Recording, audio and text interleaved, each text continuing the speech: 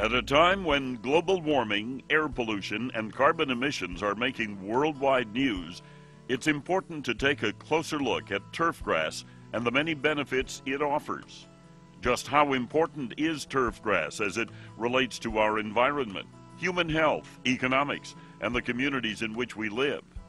To put things in perspective, let's take a moment and turn back the hands of time a half-century. In the 1960s, during the Cultural Revolution in the People's Republic of China, a proclamation came forth stating that all symbols of capitalism throughout the country be eliminated. The ruling included the removal of green lawns and the cutting down of trees. As a result, the Chinese soon began to see a variety of environmental problems that escalated with each passing year. These included air and noise pollution, soil erosion, urban heat islands, and dust storms which carried microscopic organisms that increased the likelihood of serious human diseases.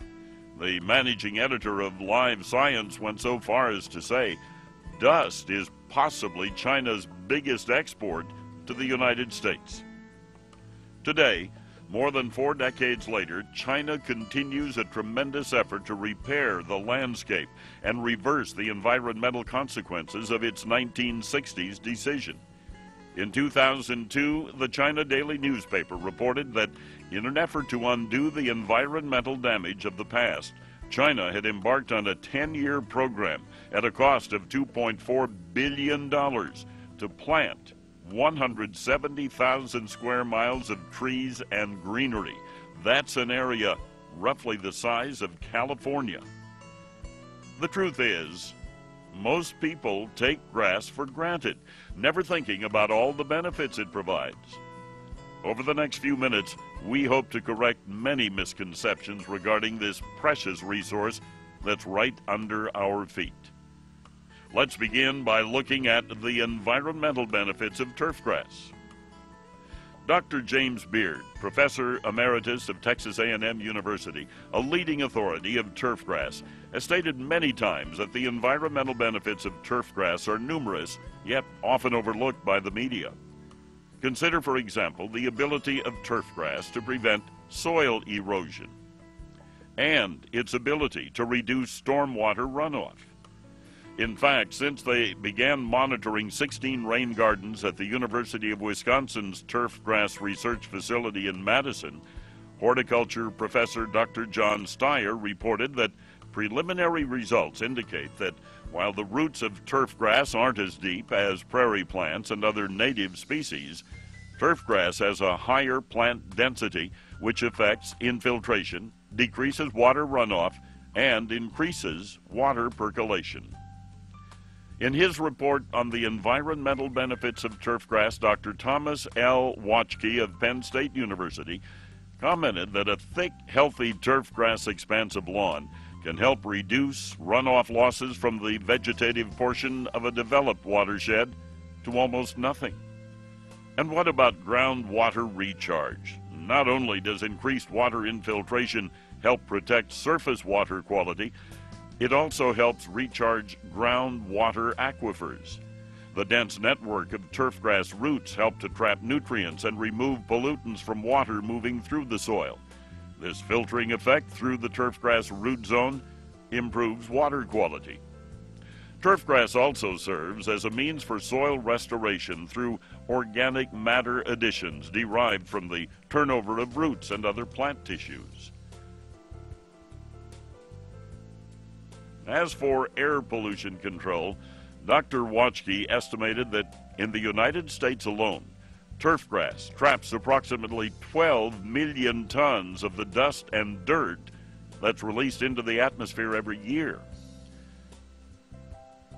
And at a time when carbon emissions are a concern to everyone, soil scientists from the USDA's Agricultural Research Service and Colorado State University found that turfgrass serves as a sink for storing carbon dioxide in the soil. Using computer models to calculate the potential rates for carbon storage on golf courses, scientific studies have found that nearly a ton of carbon per acre per year is stored in the soil of fairways and greens. In an unrelated 2006 research study, Christina Milsa of the NASA Ames Research Center estimated U.S. lawns alone could store up to 37 billion pounds of carbon each year.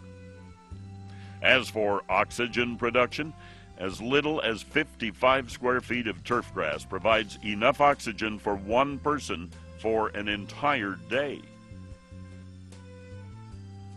And much like trees, turfgrass lawns cool our atmosphere and in turn reduce home energy costs.